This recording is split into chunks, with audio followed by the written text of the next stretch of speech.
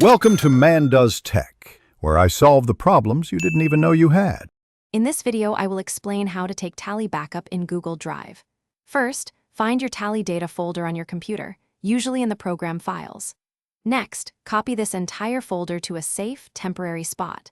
This ensures you are working with a duplicate.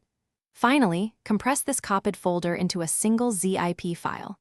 This makes uploading much faster and keeps all your important Tally data together in one neat package, ready for its journey to the cloud. Now that your Tally data is compressed, it's time to get it into Google Drive. Open your web browser and navigate to Google Drive. If you are not already signed in, please log in with your Google account. Once you are in, look for the prominent New button, usually on the left side. Click it, and then choose either File Upload if you zipped a single file, or Folder Upload if you kept it as a folder. This initiates the transfer. To keep things tidy, I recommend creating a specific folder in Google Drive just for your Tally backups. This helps with organization and makes finding your files much easier later. Once your new folder is ready, proceed to upload your compressed Tally data file directly into it.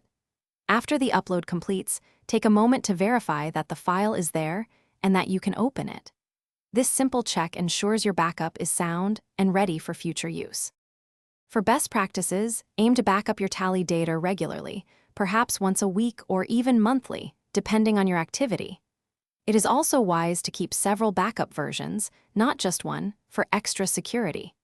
If you ever need to restore your data, simply download the compressed zip file from Google Drive.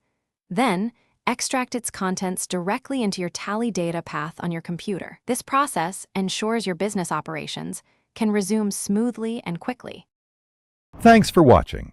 If you found this helpful, don't forget to like and subscribe.